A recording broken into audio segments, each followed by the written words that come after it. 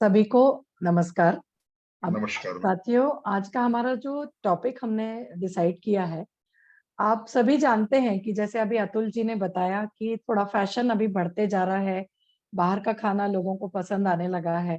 हमारे जो बच्चे हैं अभी के, मतलब कॉलेज लेवल के बोल लीजिए या फिर स्कूल के भी बच्चे, उनको भी स्कूलों में कैंटीन्स होती हैं, उनको भी बाहर का खाना पसंद आता है।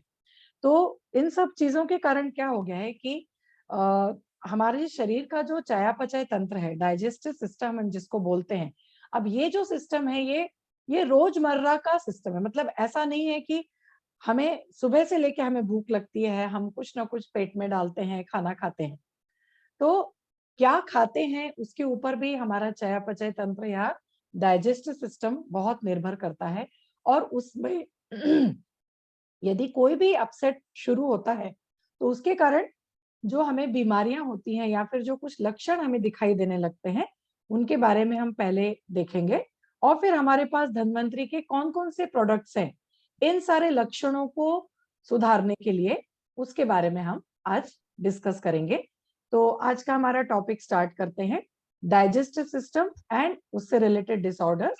और धन्वंतरी प्रोडक्ट हमारे पास कौन कौन से हैं डाइजेस्टिव सिस्टम ठीक रखने के लिए, अपना ओवरऑल डाइजेस्टिव सिस्टम चयापचय तंत्र ठीक रखने के लिए हमारे पास धन्वंतरी के कौन कौन से प्रोडक्ट्स हैं।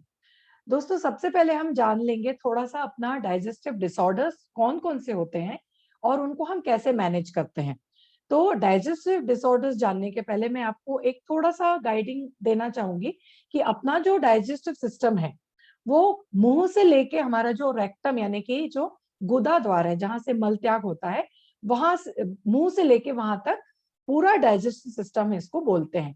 मतलब ओरल कैविटी और जो जीभ है हमारी, उसके बाद ये अन्न नलिका है जो ओरल कैविटी से, मतलब मुंह से लेके आमाशय तक, मतलब पेट तक कनेक्ट रहती है। इसको बोलते हैं अन्न नलिका या फिर इसोफेगस। यहाँ पे स्टमक है हमारा। ये एक ऑर्गन यहाँ पे देख रहे हो, उसको बोलते हैं लीवर, यकृत, जो कि बहुत इंपॉर्टेंट होता है हमारे जो बहुत सारे इसमें जूसेस बनते हैं या फिर जो कुछ एसिड सिक्रेट होते हैं। और ये चयापचय तंत्र यानी मेटाबॉलिज्म को करेक्ट करने में बहुत सहायक होता है। फिर आ जाता है पैंक्रियास, जो कि कुछ दूसरे काम करने में सहायक है। फिर है, यहाँ पे आप देखोगे स्टमक से लगा हुआ जो होती है छोटी आंत, और फिर बड़ी आंत, मतलब स्मॉल इंटेस्टाइन और लार्ज इंटेस्टाइन। फिर एंड में आता है रेक्टम, और लास्ट का जो उसका पोर्शन होता है उसको बोलते हैं एनस, जहां से मल त्याग होता है। तो दोस्तों, आप देखिए यहाँ पे कि किसी भी, मतलब मुंह से लेके गुदा द्वार तक जितने भी पार्ट्स हैं, ये बहुत कॉम्प्लिकेटेड स्ट्रक्चर है। लेकिन एक आप ध्यान रखिए कि इसमें से कोई भी स्ट्रक्चर में यदि जरा से भी खामी आती है, कोई भी ऑर्गन यदि अपना काम ठीक से नहीं करता है, उसको बोलते हैं मेल फंक्शनिंग। तो malfunctioning of digestive tract यदि थोड़ा सा भी काम अच्छे से नहीं करता, तो बहुत सारे डिस्कम्फर्ट हमारे शरीर में दिखाई देने लगते हैं। इनडाइजेशन होता है, कॉन्स्टिपेशन होता है, कब्ज हो जाता है, पेट साफ नहीं होता। सरल सादी भाषा में इसको क्या बोलेंगे? पेट साफ नहीं होता। ब्लोटिंग मतलब पेट फूल जाना, लॉस ऑफ एपेटाइट, भूख नहीं लगना, और फ्लैटुलेंस मतलब बहुत ज्यादा गैस का निर्माण होने लगता है हमारे पेट में। एसिडिटी होने लगती है जिसके कारण बर्निंग सेंसेशन होते हैं, जलन होती है, और एब्डोमिनल पेन होने लगता है। अब यहाँ पे हम देखेंगे कि ये दो तरह के डिसीजेस, इसको हम बोल सकते हैं गैस्ट्रोइंटेस्टिनल डिसीज। ये दो तरह के होते हैं जो कि मुंह से लेके एनस तक रहते हैं। दो तरह के कौन कौन से इसमें डिसीजेस हैं? एक होता है फंक्शनल और दूसरा होता है स्ट्रक्चरल।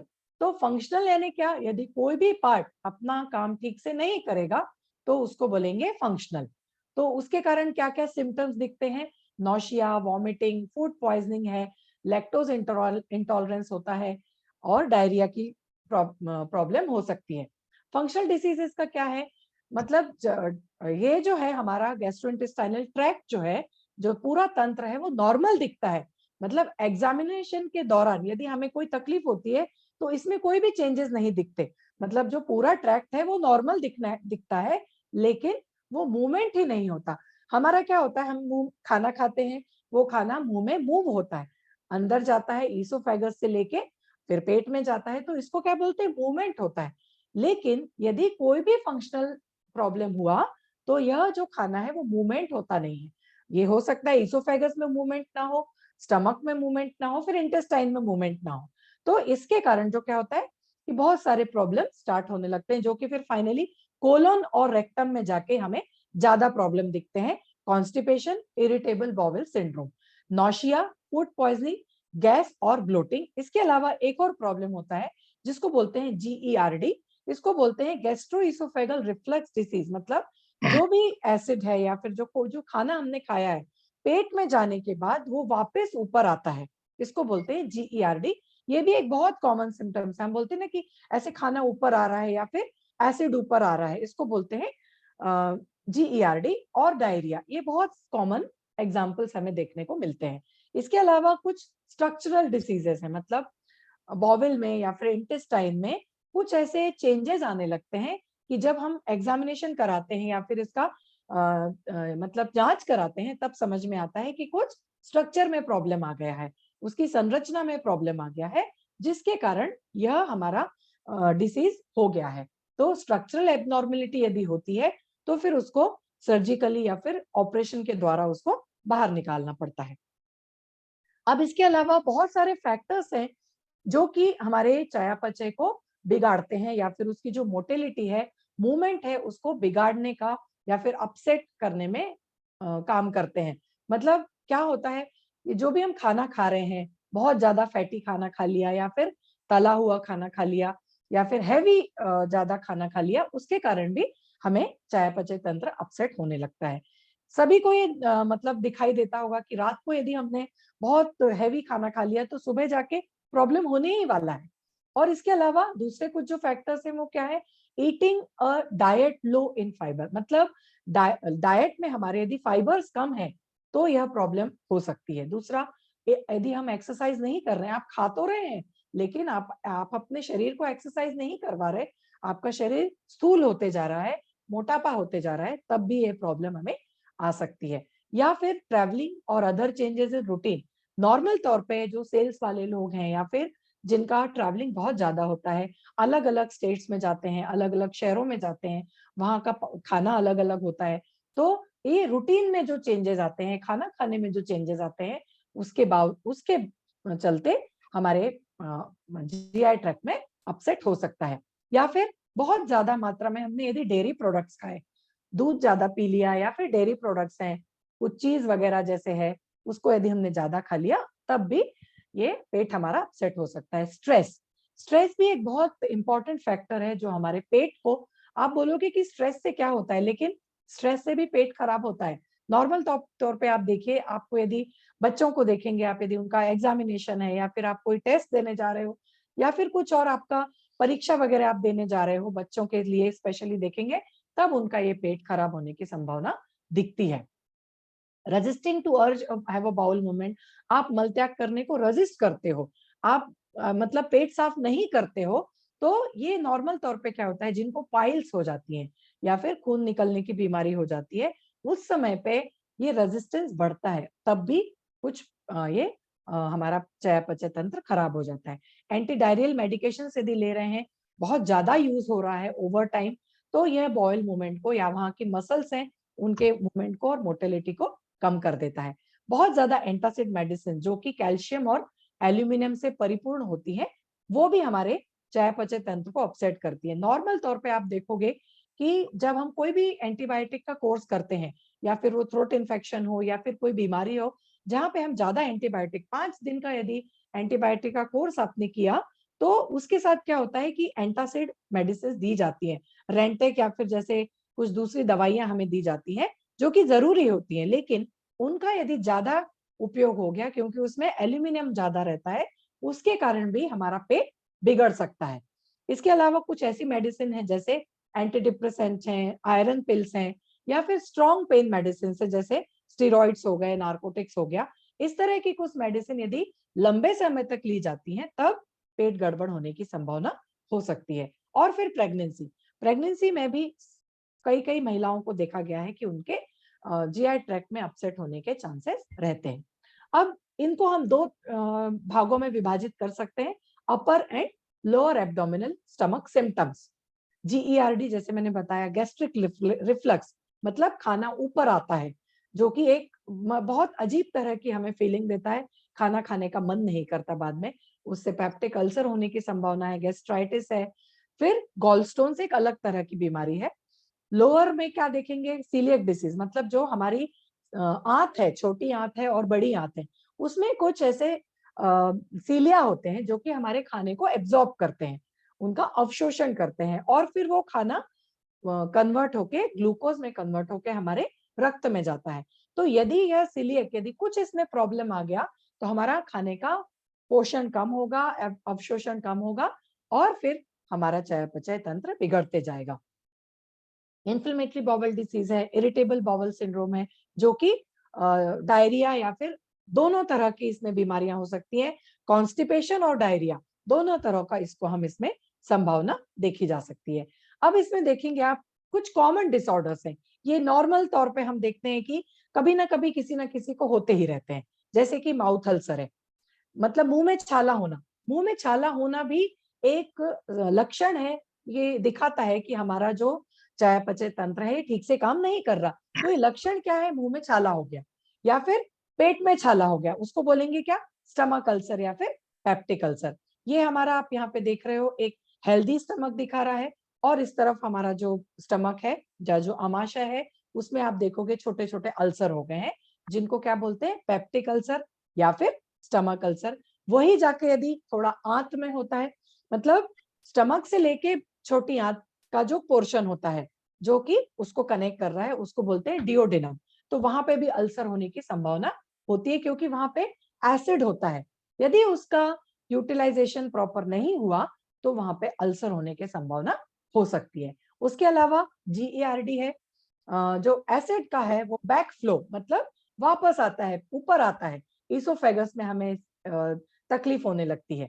फिर आ जाता है गॉल स्टोन्स। यहाँ पे आप देखोगे जो गॉल ब्लैडर है, वहां पे मतलब लीवर से रहता है कनेक्टेड हमारा गॉल ब्लैडर, जो कि बाइल बनाने का काम करता है। तो यदि वहां पे छोटे छोटे हमारे जो जो भी हम खाना खा रहे हैं, उनको यदि वहां पे इकट्ठा होते गया, तो छोटे छोटे स्टोन्स होने की संभावना हो सकती है। फिर आ जाता है क्या, एक डिजीजेस होते हैं कुछ, हार्ट बर्न, एसिडिटी यदि हो गई तो उसको बोलते हैं हार्ट बर्न, जलन, सीने में जलन जिसको बोलते हैं, तो वो एसिडिटी ज्यादा होने के कारण होता है। इंक्रीज एसिडिटी, गैस्ट्राइटिस है, पेट में फूलन, सूजन आ जाती है, और अलग अलग तरह के अल्सर्स हो जाते हैं। फिर आता है हमारा इंटेस्टाइन का प्रॉब्लम। इंटेस्टाइन में क्या हो सकता है, कॉन्स्टिपेशन, मतलब कब्ज, पेट साफ नहीं होना। यदि आपका मल त्याग नहीं हुआ है, सुबह आपका पेट साफ नहीं हुआ है, और यह जो है कॉन्स्टिपेशन की धीरे धीरे एक बहुत बड़ा रूप ले लेती है, जिनको यदि आपका फाइबर रिच डाइट नहीं है, जिनका पेट साफ नहीं हो रहा है, उनको कॉन्स्टिपेशन की धीरे धीरे प्रॉब्लम बढ़ती जाती है, जो कि आगे चल के बहुत ज्यादा दिक्कतें देने लगती है, जिसमें कि गैसेस होती हैं। यह कॉन्स्टिपेशन मतलब हमारा जो मल है वो सॉलिडी फॉर्म हो जाता है, सॉलिड के तौर पे जमा होने लगता है, और यदि यह बाहर नहीं निकला, तो हमारा पूरा पाचन तंत्र को खराब करता है। इसके अलावा आप यहाँ पे देख रहे हो दो और डिसीजेज हैं। एक होता है कोलाइटिस, जहां पे हम देख सकते हो कि अपनी ये जो आंत वाला पोर्शन है, वहां के स्ट्रक्चर में कुछ प्रॉब्लम दिखने लगते हैं, वहां पे रेडनेस आ जाता है, इन्फ्लेमेशन आ जाता है। और दूसरा हो जाता है इरिटेबल बाउल सिंड्रोम। यह आप जैसे स्ट्रक्चरल चेंजेस हो जाते हैं, वहां पे भी सूजन आ जाती है। यह कंटिन्यूअसली, इसमें या तो डायरिया होगा या फिर कॉन्स्टिपेशन होगा, तो दोनों ही चीजें साइमल्टेनियसली भी हो सकती है। तो इरिटेबल बाउल सिंड्रोम में समझ में नहीं आता शुरू शुरू में कि एक्चुअल क्या है, कॉन्स्टिपेशन है या डायरिया है। तो नॉर्मल तौर पे ये देखा है, दोनों भी जो बीमारियां हैं यह अल्ट्रेशन के साथ हमें दिखती हैं, अल्टर्ड बाउल हैबिट्स दिखाती हैं, जो कि एक एब्डोमिनल बहुत ज्यादा डिस्कम्फर्ट देता है, और फिर बहुत दर्द भी देता है। तो अब हमारे पास कौन कौन सी ऐसी धन्वंतरी की जो मेडिसिन है, या फिर हम जिनको बोलेंगे कुछ सप्लीमेंट्स, हमारे बहुत अच्छे दो प्रोडक्ट हैं, जो कि इन सारी बीमारियों में, मतलब इसको हम बीमारी नहीं बोलेंगे, यदि ये लक्षण है, यदि इन लक्षणों को हमने ठीक नहीं किया, तो फिर ये बीमारी में बदल सकते हैं। तो यदि हमें इस तरह के कोई भी लक्षण, या फिर अल्सर होने की संभावना दिखती है, मुंह में छाले दिखते हैं, या फिर GERD होने लगता है, तो हमें समझ जाना चाहिए, या फिर कॉन्स्टिपेशन की बीमारी हमें दिखने लगती है, तो हमें समझ जाना चाहिए कि हमारा चयापचय तंत्र या फिर डाइजेस्टिव सिस्टम ठीक से काम नहीं कर रहा है। तो उसके लिए हमारे पास जो प्रोडक्ट है वो क्या है, ज़ाइमोरिज कैप्सूल। उसके कंटेंट्स हम देखेंगे क्या क्या है। गौ पीयूष है, उसमें त्रिकटु है, दाड़िम यानी कि अनार या फिर जिसको पोमेग्रेनेट बोलते हैं, ब्राह्मी है, मुस्टा है, विदारी कंद, अश्वगंधा और विडांग। तो ये जो 7 अलग अलग मेडिसिन हैं, उनको मिला के एक सिनर्जिस्टिक इफेक्ट है। मतलब किसी भी तरह के लक्षण आपको दिखें तो यह सारे मिलके, यह सारे वनस्पतियां मिलके और गोपीयूष मिलके इसको हमारे पूरे पाचन तंत्र को बहुत अच्छा बना देगा। इसके क्या क्या बेनिफिट्स हो सकते हैं। सबसे पहला, ये जहां पे भी लक्षण है उसको ये सुधारने का काम करता है। इम्प्रूव गैस्ट्रोइंटेस्टिनल सिस्टम, गैस यदि हो गई है, इंडाइजेशन यदि हो गया है, तो गैसेस को ये बाहर निकालता है, उनको रिलीव करता है, प्रमोट करता है डाइजेशन को और भूख बढ़ाने का काम करता है। बेनिफिशियल इन आईबीएस जैसे कि इरिटेबल बाउल सिंड्रोम। ग्लूटेन एंट्रोपैथी, मतलब जो ग्लूटेन होता है, नॉर्मल तौर पे देखा है किसी किसी को ग्लूटेन यानी जो गेहूं के ऊपर, गेहूं में ये ज्यादा पाया जाता है, ग्लूटेन का इंटॉलरेंस हो जाता है। ग्लूटेन जो है हमारे शरीर में, मतलब आंतों में जाके ये चिपक जाता है, तो उसके कारण हमारे जो चयापचय है या फिर जो आंत है, छोटी आंत और बड़ी आंत दोनों में प्रॉब्लम होने लगते हैं, उसको बोलते हैं ग्लूटेन एंट्रोपैथी। और लैक्टोज इंटॉलरेंस, जो भी पचन होता है, यदि लैक्टोज बनता है, एक बनता है ग्लूकोज और एक बनता है लैक्टोज, तो यदि लैक्टोज ज्यादा बनने लगता है तो वहां पे उसका इंटॉलरेंस, हमारी कैपेसिटी नहीं होती कि हम उतना, हमारा शरीर उतना लैक्टोज पचा सके, एसिडिटी होने लगती है। कुछ क्रॉनिक डाइजेस्टिव प्रॉब्लम्स हो सकते हैं, मतलब कॉन्स्टिपेशन एक क्रॉनिक वो है, डिसीज है। डिसेंट्री एक होने लगती, जो भी वो भी क्रॉनिक है। ये हाइपर एसिडिटी को कम करता है और एसिड के हमारे जो आमाशय है, जहाँ पे एसिड का निर्माण होता है, उसको भी ये रेगुलेट करने का काम करता है। बाइल स्टोन को कम करता है, उसका उससे रिलेटेड जो पेन होता है उसको कम करता है। और इसके अलावा एक एंटीऑक्सीडेंट के तौर पे काम करके हमारे जितने भी डैमेज हुए हैं सेल्स, उनको प्रॉपर वापस से ठीक करता है। अब इसका जो डोज है वो क्या है, 2 कैप्सूल दिन में 2 बार लेना है, खाना खाने के बाद विथ वाटर। 2 कैप्सूल दिन में 2 बार खाना खाने के बाद पानी के साथ लेना है। और बच्चों में यदि ये आपको दिखता है, कॉन्स्टिपेशन है या फिर कुछ डायरिया, बच्चों में भी आईबीएस की संभावना हो सकती है, तो यह कैप्सूल 1 या 2 कैप्सूल 2 बार इनको, यदि ज्यादा होता है तो 2 कैप्सूल दे सकते हैं, नहीं तो 1 कैप्सूल से भी काम चल सकता है। अब इसका थोड़ा सा हम डिटेल में देखेंगे कि इसका जो कंपोजिशन है वो क्या है, ज़ाइमोरिच कैप्सूल में क्या क्या उपस्थित है और वो हमें कैसे बेनिफिट दे रहा है। सबसे पहले जो गोपीयूष है, गोपीयूष जैसे कि हम पहले भी इसके बारे में काफी विस्तृत जानकारी ले चुके हैं, लेकिन ये हमारी जो पूरी गट, इसको बोलते हैं गट, जो हम बोलते हैं ना गट फीलिंग, तो गट फीलिंग यानी कि हमारे अंदर से आई हुई एक फीलिंग जो रहती है, तो हमारी ये जो गट है, इसको गोपीयूष ताकत देता है, स्ट्रेंथन करता है। और पूरे डाइजेस्टिव ट्रैक्ट में जितने भी इंफेक्शन पॉसिबल हैं, कीड़े मको मतलब जो भी इन्फेक्शन हो जाते हैं, बैक्टीरियल, वायरल या फिर कुछ फंगल इन्फेक्शंस भी पॉसिबल हैं, उनसे लड़ने की हमें ये क्षमता देता है। इसके बाद आ जाता है एक बहुत इंपॉर्टेंट इंग्रेडिएंट है ये, त्रिकटु, जो कि 3 मेडिसिन से बना है, 3 हर्ब से बना है। अब ये कौन कौन सी, हम नॉर्मल तौर पे ये हम तीनों का इस्तेमाल हम रोज करते हैं, लेकिन हम ध्यान नहीं देते। कौन कौन सी इसमें है, लॉन्ग पेपर है, ब्लैक पेपर और जिंजर। मतलब लॉन्ग पेपर है ना, एक बड़ी, एक पाइपर लॉन्गम जिसको बोलते हैं, काली मिर्च होती है, थोड़ी बड़ी होती है। फिर होता है ब्लैक पेपर यानी कि काली मिर्च, जो छोटी छोटी काली मिर्च के दाने होते हैं, और जिंजर यानी कि अदरक। यह तीनों मिलके क्या क्या करते हैं, कॉन्स्टिपेशन और म्यूकस और स्टिकी स्टूल जो होता है उसको दूर करते हैं। उसको, कॉन्स्टिपेशन को ये दूर करने में बहुत सहायक है। जो हमारी भूख कम हो गई है, कॉन्स्टिपेशन होता है तो नेचुरली क्या होगा, खाना खाने का मन ही नहीं करेगा, क्योंकि पेट साफ नहीं हुआ है, तो भूख कम हो जाती है। फिर दूसरे इंडाइजेशन भी हो सकते हैं, गैसेस हो सकती हैं, उनको ये दूर करने में बहुत बहुत सहायक होता है।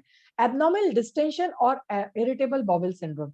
एबनॉर्मल डिस्टेंशन मतलब कुछ जो पार्ट है थोड़ा सा ऊपर नीचे होने की संभावना होती है, जिसको यदि हवा हो जाती है या फिर गैसेस हो जाती हैं, तो कुछ एक जो हमारा पार्ट होता है वो उसको बोलते हैं डिस्टेंशन हो गया, मतलब अपनी जगह से थोड़ा सरक गया।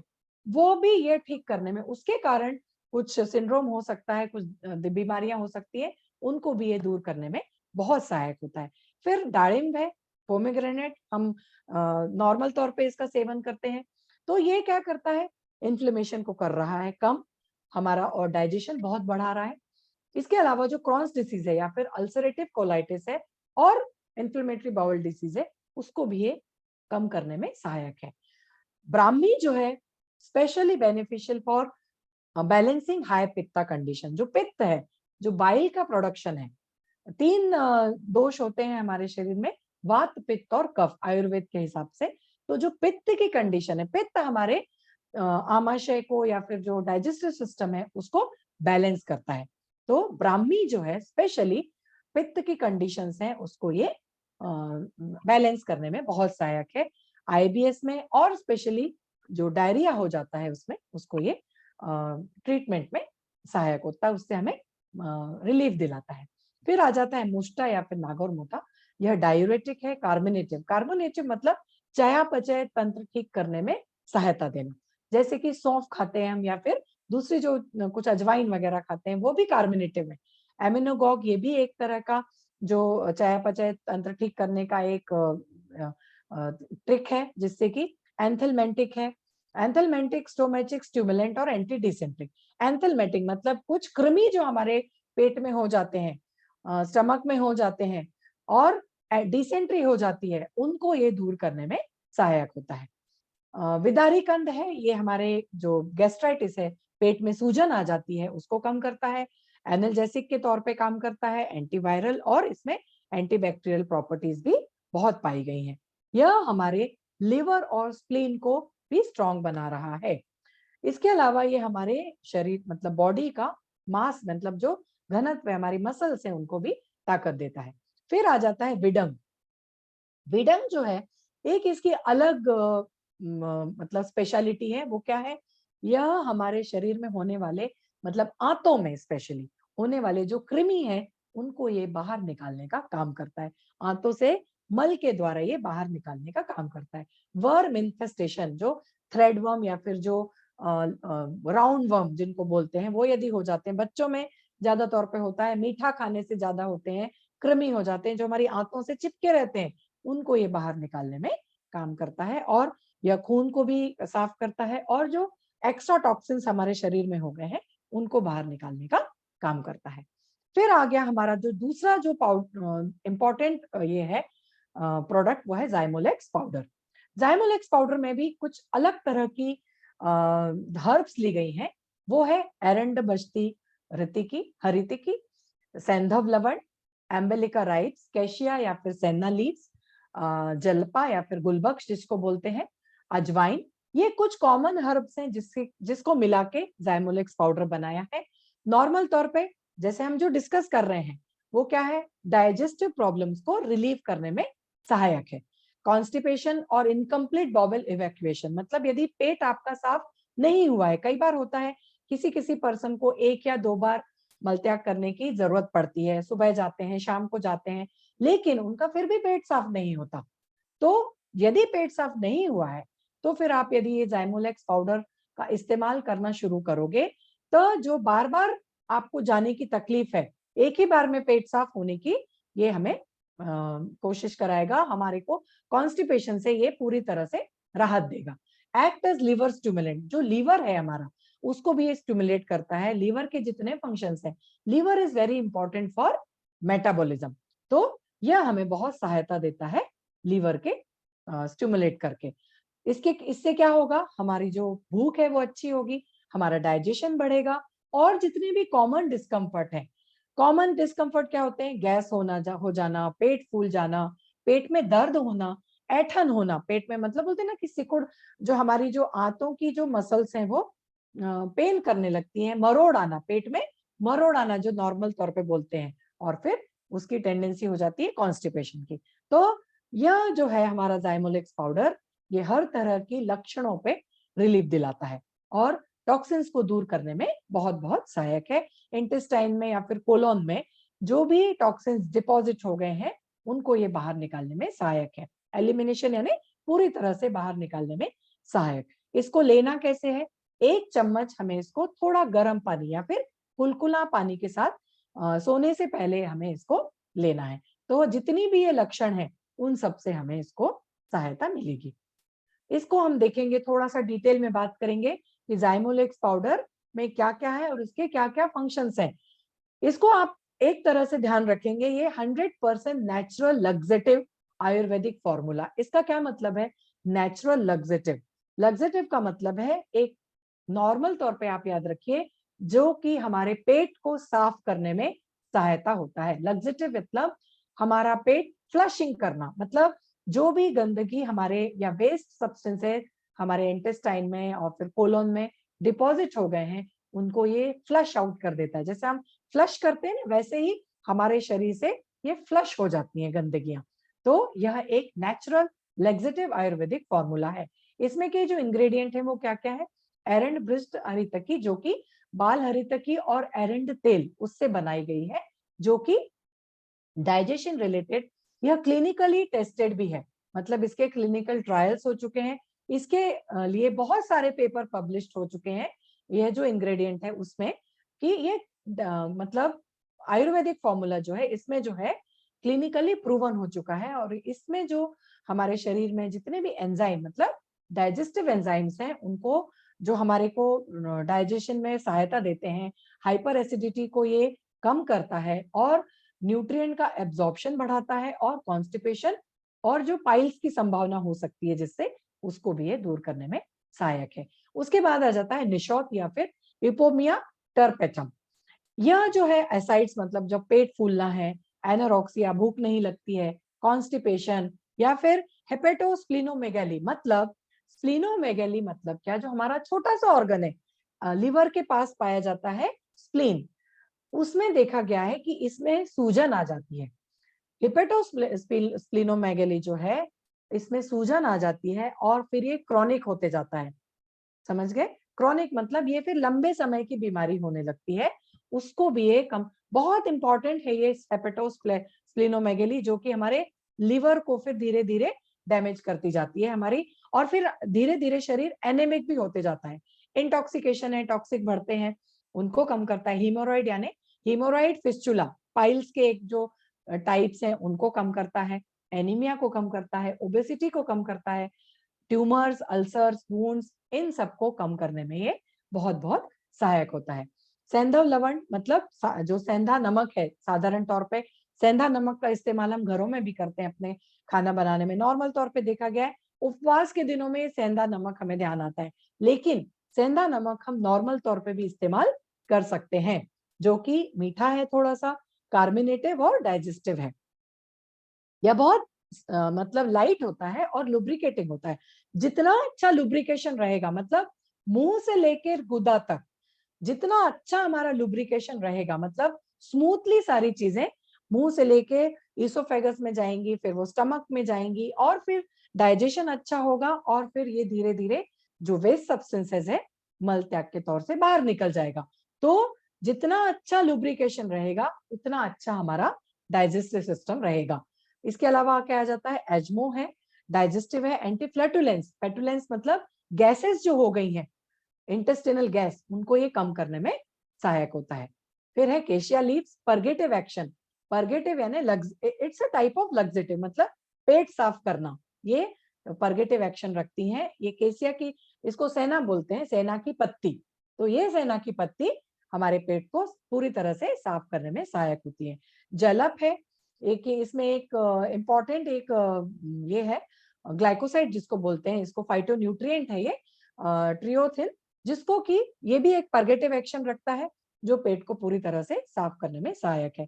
एम्बिलिया राइप्स माइल्ड एपेटाइट लग्जेटिव है, जो कि इसको सहायता देता है, एक्सपेल गैसेस को बाहर निकालने में काम करता है। और फिर लास्ट में आता है एंटी हेलमिंथ, जो कि पैरासाइट्स जो कि हमारे आंतों में पाए जाते हैं उनको ये दूर करने में सहायक होता है।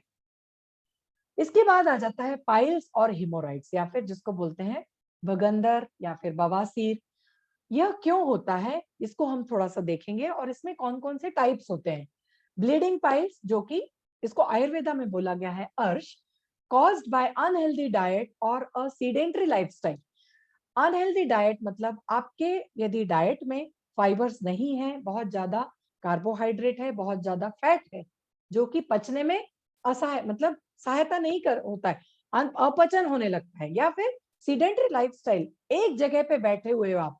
बहुत लोगों को आजकल देखा गया है, कॉर्पोरेट जो लाइफस्टाइल हो गई है आजकल, एक जगह पे बैठे बैठे काम करते हैं, कुर्सी पे बैठे हैं सुबह से लेके शाम तक।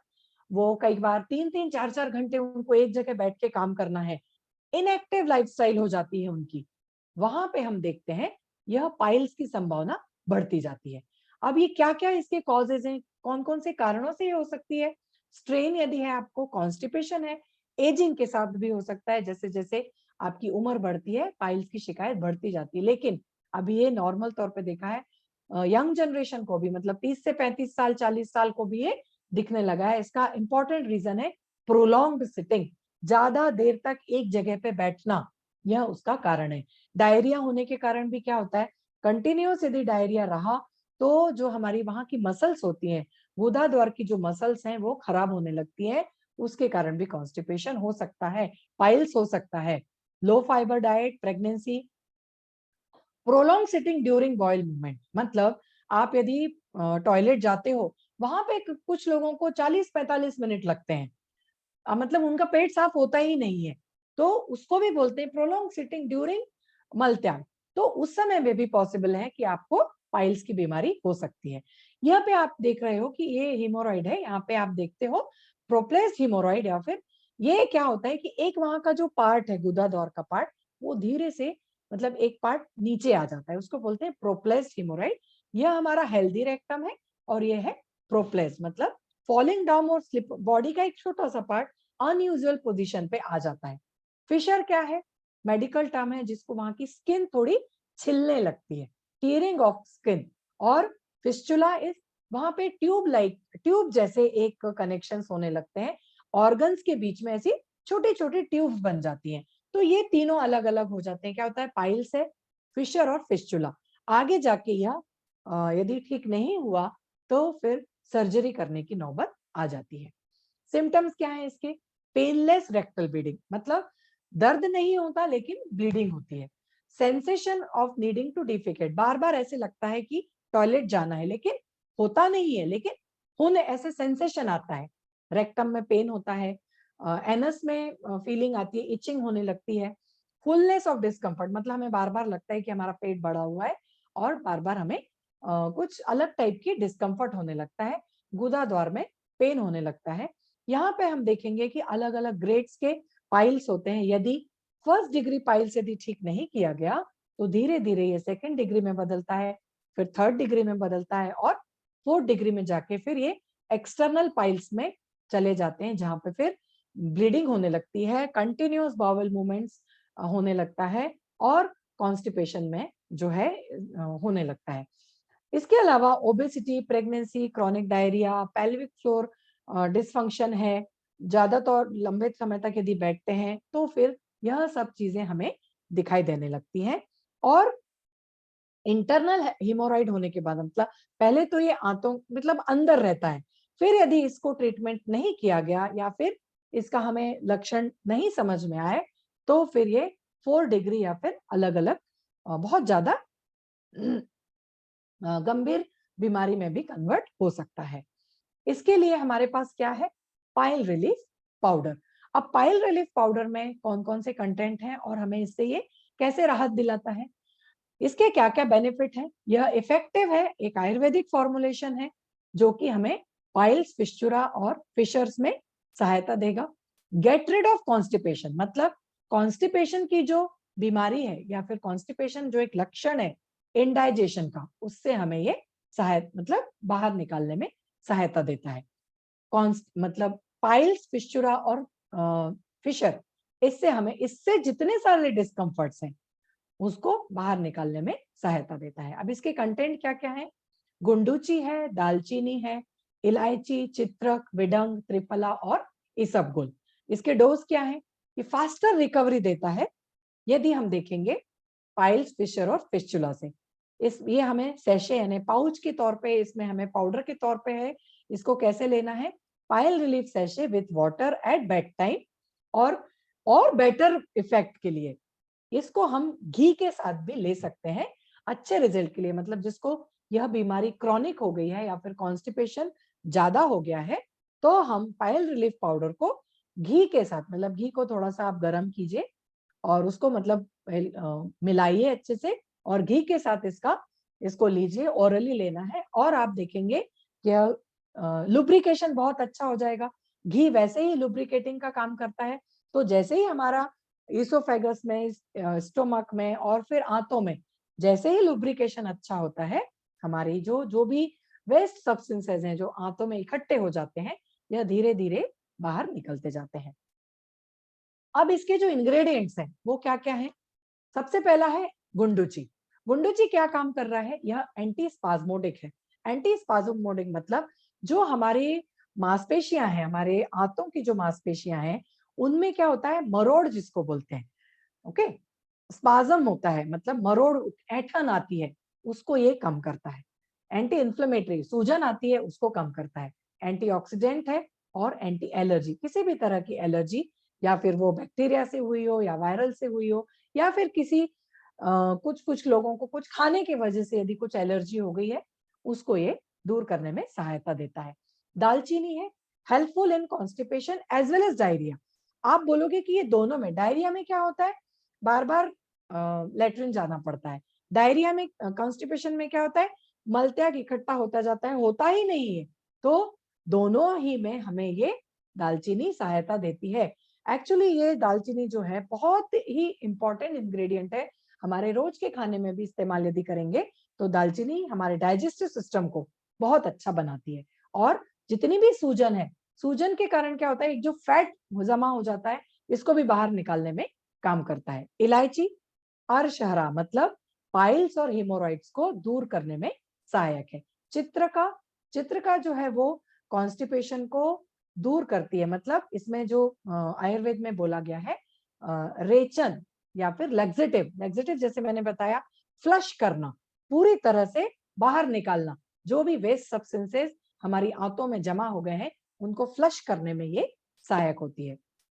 इसके अलावा जो पेनफुल पाइल्स हैं, पाइल्स की यदि गंभीर बीमारी हो गई है तो उसको दूर करती है। और वात और पित्त, वात यानी जो मोटापा टाइप का, या फिर जो हवा हो जाती है हमारे ऊतकों में, या फिर वात यानी वायु, और पित्ता यानी जो पित्त होने लगता है, वो जो दोनों दोष हैं उनको बैलेंस करने में सहायक होता है। विडंग क्या है? विडंग है डाइजेशन को ठीक करता है और कॉन्स्टिपेशन को दूर करने में, क्योंकि इसमें भी लैक्सेटिव प्रॉपर्टी है, दूर करने में ये सहायक होता है। पाइल्स के जो सफरर्स हैं या फिर जो दूसरे एनोरेक्टल डिसऑर्डर्स हैं, उनको मैनेज करता है। ओबेसिटी को मैनेज करता है। ओबेसिटी भी एक रीजन है पाइल्स का या फिर एनोरेक्टल डिसऑर्डर्स का।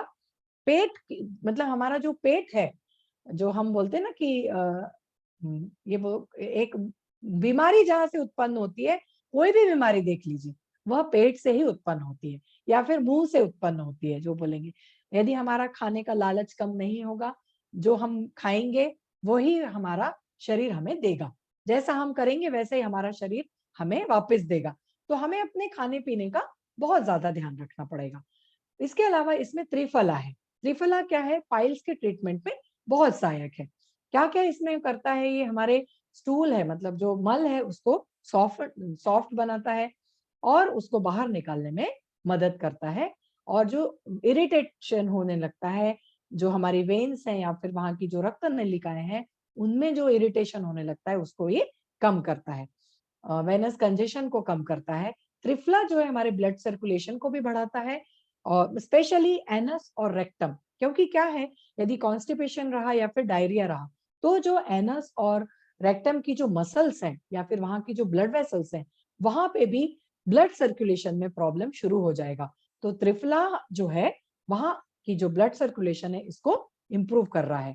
बॉवेल मूवमेंट को रेगुलराइज करता है और जो मल त्याग की प्रक्रिया है उसको बाहर निकालने में सहायक होता है।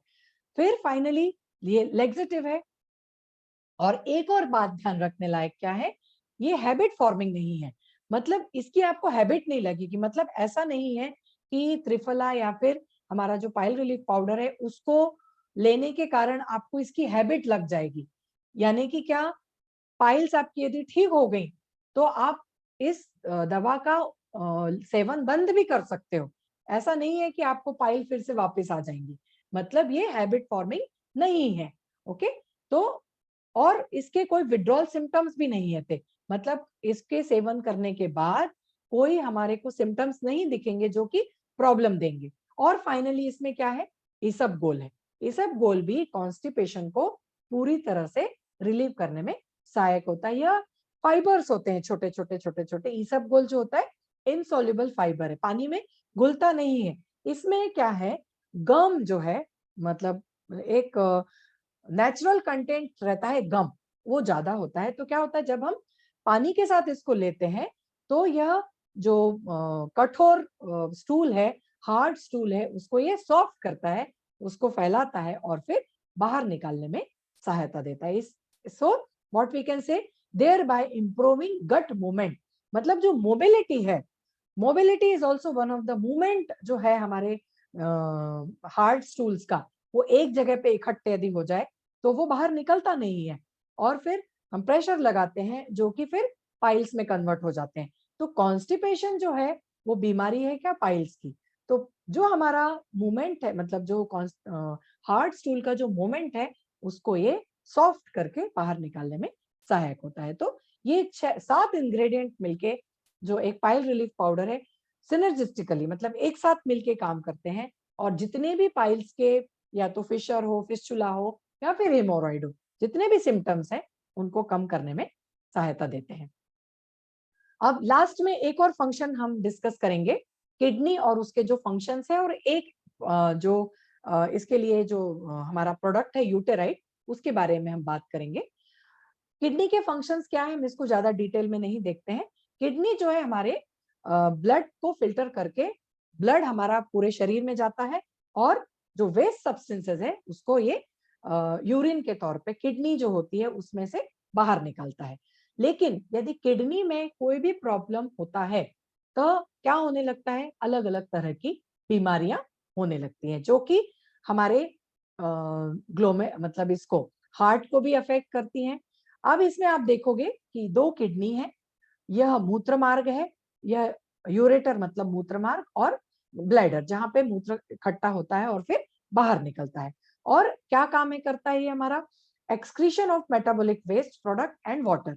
मतलब मूत्र मार्ग से जो वेस्ट है वो बाहर निकलता है, जिससे कि हमारा पीएच भी मेंटेन रहता है, और ब्लड जो regulation of blood cell production भी है वो भी मेंटेन रहता है, जो कि हमारे ब्लड प्रेशर को भी मेंटेन रखता है। तो किडनीज जो है ये ओवरऑल एक मतलब इसको हम एक 10 मिनट में डिस्कस नहीं कर सकते, हम डायरेक्टली अभी प्रोडक्ट डिस्कस करेंगे। कौन कौन से डिसऑर्डर्स पॉसिबल हैं, किडनी में सूजन आ जाती है, या फिर धीरे धीरे धीरे जाके कुछ और प्रॉब्लम्स होने लगते हैं, स्टोन्स हो जाते हैं किडनी में, और फिर धीरे धीरे ये जो स्टोन्स हैं ये फिर ज्यादा बड़े तौर पे होने लगते हैं। तो प्रोग्रेशन ऑफ क्रोनिक मतलब धीरे धीरे यदि हमारी जो किडनी की सेल्स हैं वो धीरे धीरे खराब होती है तो फिर प्रॉब्लम बढ़ते जाता है। पहले नॉर्मल रहेगा, फिर थोड़ा रिस्क बढ़ेगा, फिर किडनी डैमेज होने लगेगी, फिर जैसे ही किडनी डैमेज होती है हमारे किडनी फंक्शन कम होने लगते हैं। किडनी फंक्शन यदि कम हुए तो फिर हमारा हार्ट अफेक्ट होता है, हमारा पाचन तंत्र इफेक्ट होता है, हमारा पीएच अफेक्ट होता है, और धीरे धीरे फिर किडनी फेलियर की तरफ बढ़ने लगती है। तो इसके लिए हमारा एक प्रोडक्ट है यूटेराइट, जो कि किडनी क्लींजर का काम करता है। तो किडनी क्लींजर हम देखेंगे, रिस्पॉन्सिबल क्या है, maintaining of quality of blood that is vital for life. मतलब जैसे कि मैंने बताया किडनी क्या काम कर रही है, ब्लड फिल्ट्रेशन, मतलब छन्नी, एक हम नॉर्मल तौर पर किडनी क्या है हमारे शरीर में, छन्नी के तौर पे काम करती है, फिल्ट्रेशन करती है, जो कि अच्छा ब्लड हमारे शरीर में पहुंचाने का काम करती है, और जो वेस्ट है वो किडनी से बाहर निकलता है, यूरेटर से इसमें जाता है, यूरेटर में मूत्र मार्ग से यूरेटर में जाता है, और फिर वहां से बाहर निकलता है। तो यूटेराइट जो है ये क्या है? Natural kidney cleanser. तो ये Ayurvedic remedy for healthy kidneys, जो कि हमारे किडनीज को क्लींस करती है और डिटॉक्सिफाई करती है। मतलब क्लीन तो कर ही रही है, इसके साथ साथ जो टॉक्सिन्स वहां पे जमा हो जाते हैं उनको डिटॉक्स भी कर बाहर निकालती है। मतलब डिटॉक्सिफाई के तौर पे भी काम कर रही है। किडनी में जो इन्फ्लेमेशन होता है या फिर किसी भी तरह से सूजन आने लगती है, उसको ये कम करती है। Prevents kidney stone. यदि पॉसिबल किसी किसी लोगों में यदि कुछ डिपॉजिट रह जाते हैं, कुछ यूरिक एसिड डिपॉजिट रह जाता है, वेस्ट सब्सटेंस डिपॉजिट अंदर रह जाता है, तो फिर स्टोन्स बनने लगते हैं। उन स्टोन्स को बनने से बचाती है। आप ये ध्यान रखिए, किडनी स्टोन्स बनने के बाद बाहर भी करती है, लेकिन स्टोन्स बनने से बचाने का काम भी करती है। Prevents urinary tract infection. जितने भी यूरिनरी ट्रैक्ट इन्फेक्शन है और ब्लैडर इन्फेक्शन है, उसको ये दूर करने में सहायक होती है। Removes kidney stone. एक करती क्या है? प्रिवेंट किडनी स्टोन, और दूसरा क्या है? Remove kidney stones. और रिजॉल्व सिस्टाइटिस। मतलब यदि सिस्ट बन जाते हैं, क्या होता है, छोटे छोटे जब स्टोन्स हो जाते हैं या फिर अलग अलग तरह के और भी जो वेस्ट सब्सटेंसेस हैं, उनसे कुछ बनते हैं स्टोन्स और कुछ से बनते हैं सिस्ट। तो उनको ये रिजॉल्व करती है, उनको डिसॉल्व करके बाहर निकालती है। इसको लेना कैसे है? एक टैबलेट मॉर्निंग में खाना खाने के बाद और एक टैबलेट रात को खाना खाने के बाद 30 दिन तक कंटिन्यूअस लेना है, जिसके कारण यदि किडनी स्टोन आपका रहता है तो ये डिसॉल्व हो जाता है और धीरे धीरे बाहर निकल जाता है। अब इसके कंपोजिशन क्या है और बेनिफिट क्या क्या है देखेंगे। इसमें ये जो एक आयुर्वेदिक जड़ी बूटी है वो है अनंत मूल। अनंत मूल जो है ये मतलब जानी पहचानी आयुर्वेदिक जड़ी बूटी है, जो कि बोला ही गया है इसको, यह यूरिनरी ट्रैक्ट मतलब जो हमारा ये यूरिनरी ट्रैक्ट इन्फेक्शन है या फिर जो किडनीज है उसके लिए बनी गई है। Curative properties in detoxification of blood and kidneys. इसमें जो इंग्रेडिएंट्स हैं, इसके जो तत्व हैं, ये डिटॉक्स करते हैं और ब्लड और किडनी को पूरी तरह से ठीक करते हैं। Urinary infection with dark red cloudy painful urination. यदि इन्फेक्शन यदि हो जाता है तो उसमें क्या होता है कि लाल कलर की यूरिन है या फिर क्लाउडी या फिर पेनफुल, मतलब मूत्र त्याग करने में बहुत पेन होता है, सिस्टाइसिस हो जाता है, यूरेथ्राइटिस हो जाता है, वहां पे जलन होती है, मूत्र मार्ग में जलन होती है और किडनी इन्फेक्शन हो जाता है, प्रोस्टेटाइटिस हो जाता है, मतलब प्रोस्टेट ग्लैंड में भी यदि इन्फ्लेमेशन है, जलन है, उन सब को ये दूर करने में सहायता देती है। इसके अलावा इसमें है गूलर। गूलर जो कि हम नॉर्मल तौर पे देखते हैं, ये पेड़ बहुत पाया जाता है, साइफस साइकस रेसिमोसा इसको बोलते हैं। यह भी एक इसका रेपुटेशन है, मतलब जो बोलेंगे कि किडनी इन्फ्लेमेशन दूर करने के लिए गूलर का जो पेड़ है, उसके जो फल हैं, उसकी पत्तियां हैं, यह बहुत ज्यादा सहायक होता है, किडनी को डिटॉक्सिफाई करता है और मेंस्ट्रुअल डिसऑर्डर्स में भी ये सहायक होता है। फिर एक तीसरा जो इसमें प्लांट लिया गया है, पाषाण भेड़ा। उसमें से नाम ही समझ में आता है, क्या है नाम उसका? पाषाण यानी पत्थर। लिटरल मीन्स उसका क्या है? ब्रेक और डिस्ट्रॉय स्टोन। मतलब यदि स्टोन्स हैं, यह भी एक आयुर्वेदिक नाम है इसका, पाषाण भेड़ा। Reputation in Ayurveda for dissolving kidney stone is well documented. इसके बहुत सारे पेपर्स अवेलेबल हैं। आयुर्वेद में भी इसका इस्तेमाल जो किया गया है वो कहाँ है? किडनी स्टोन्स यदि हो गए हैं, पत्थर पत्थर जो हो गए हैं, पथरी जिसको बोलते हैं, वह इसको डिसॉल्व करती है। मतलब धीरे धीरे धीरे धीरे स्टोन्स जो छोटे छोटे, पहले बड़ा पत्थर है उसको छोटा बनाती है और फिर धीरे धीरे डिसॉल्व होते जाते हैं और ये मूत्र मार्ग से निकल जाते हैं बाहर। फिर चौथा इसमें जो इंग्रेडिएंट है वो क्या है? पत्थर फोरी, मतलब स्टोन फ्लावर।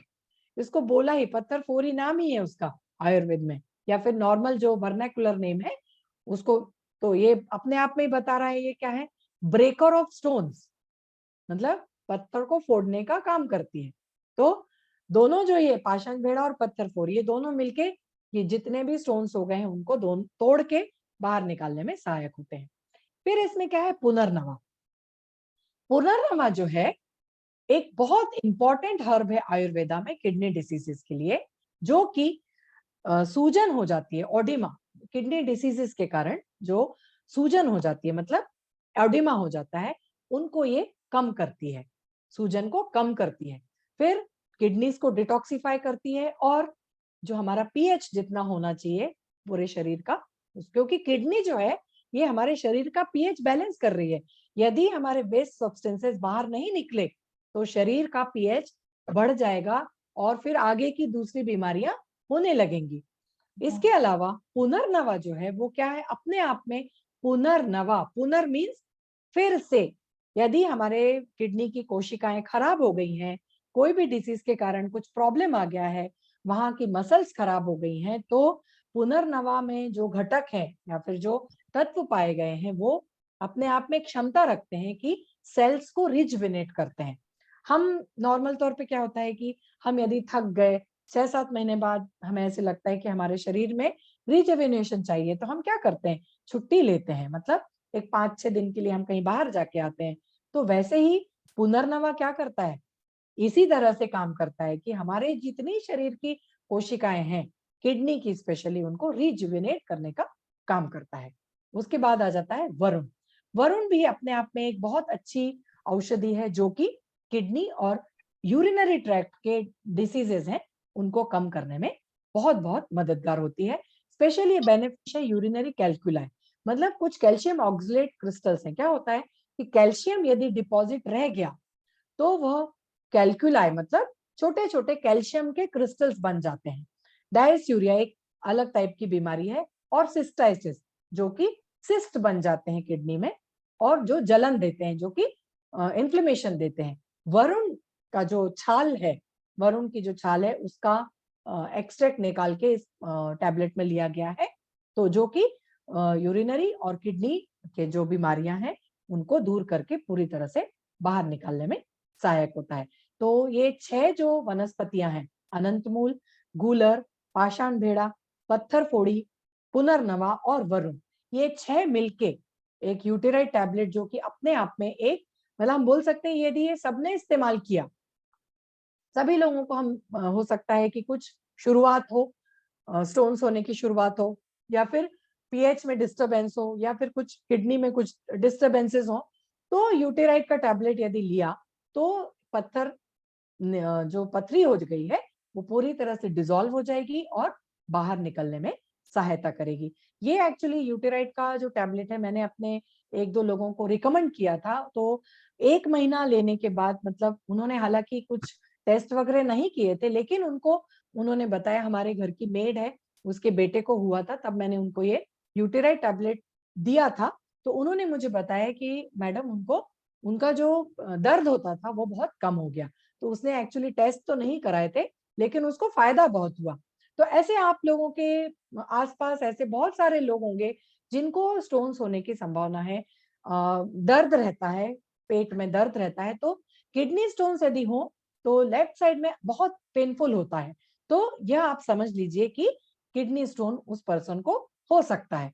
तो यूटेराइड जो टैबलेट है ये बहुत ही मतलब अच्छी टैबलेट है हमारे धन्वंतरी के प्रोडक्ट बास्केट में, जो कि किडनी स्टोन से हमें राहत दिलाने का काम करती है।